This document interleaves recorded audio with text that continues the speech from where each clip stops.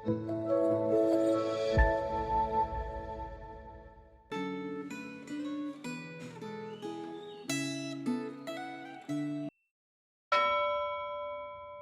yang dikasih dalam Tuhan, hari ini kita akan merenungkan firman Tuhan dengan tema kasih dan gugatan Allah. Mari kita berdoa. Terima kasih, sungguh bersyukur Tuhan buat kebaikan dan kasih setia-Mu dalam kehidupan kami. Kami akan sama-sama merenungkan firman-Mu, biarlah hati kami boleh disiapkan untuk ditaburi dengan kebenaran firman-Mu, dan benih firman itu boleh bertumbuh dalam hidup kami. Berkati waktu ini, dalam nama Yesus kami berdoa. Amin. Saudara, kita akan membaca dari Hosea pasal 3 ayat 1 sampai ayatnya yang kelima. Tapi saya berharap Bapak Ibu sekalian boleh membaca Hosea pasal 3 dan 4 ini secara pribadi di rumah masing-masing. Demikian firman Tuhan. Berfirmanlah Tuhan kepadaku, pergilah lagi, cintailah perempuan yang memiliki kekasih dan suka berzina, seperti Tuhan juga mencintai orang Israel. Sekalipun mereka berpaling kepada ilah-ilah lain dan menyukai kue kismis sajian.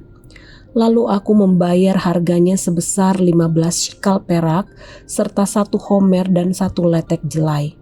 Kemudian aku berkata kepadanya, engkau harus tinggal lama padaku. Engkau tidak boleh melacur atau menjadi milik seorang laki-laki.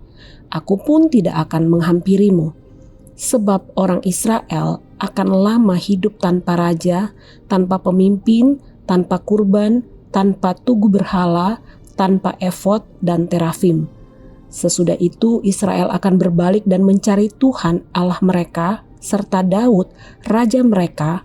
Dengan gentar mereka akan datang kepada Tuhan dan kepada kebaikannya pada hari-hari terakhir. Saudara, kasih Allah selalu lebih besar daripada ketidaksetiaan umatnya.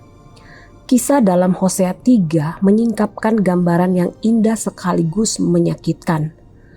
Tuhan memerintahkan Hosea mengasihi kembali perempuan yang tidak setia dan suka berzina. Seperti Tuhan juga mencintai orang Israel.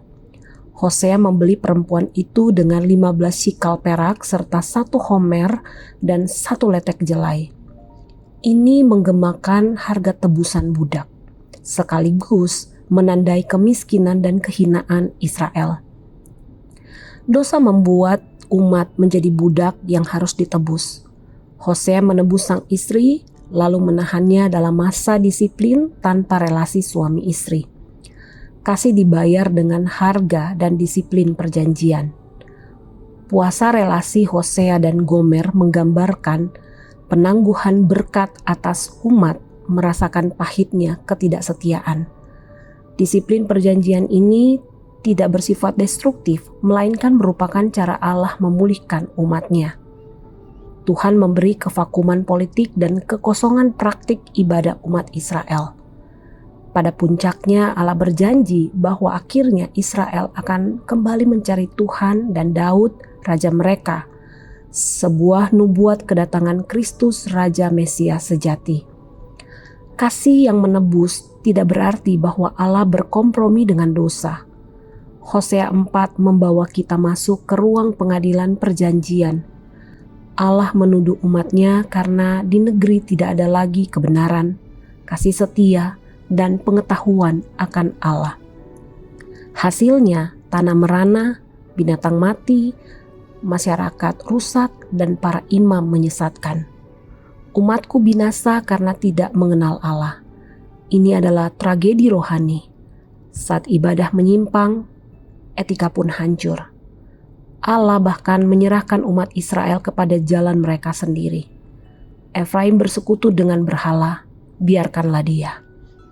Bagi kita gereja masa kini, pesan ini masih sangat relevan.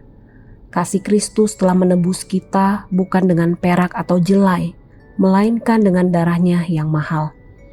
Kita dipanggil untuk hidup dalam kebenaran, kasih setia, dan pengetahuan akan Allah. Gereja yang kehilangan 3 pilar ini akan jatuh ke dalam krisis moral dan iman, bahkan bisa membiarkan Allah binasa dalam pengerasan hati. Hari ini, mari kita tidak mengeraskan hati.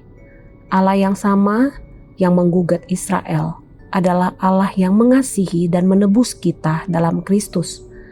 Jangan biarkan kasih penebusan itu menjadi sia-sia.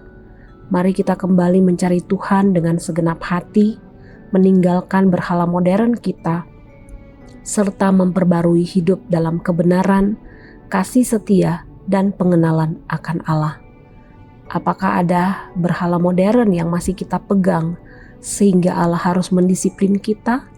Apakah kebenaran, kasih setia, dan pengetahuan akan Allah masih nyata ataukah sudah memudar? Mari kita berdoa. Tuhan, terima kasih untuk firman-Mu.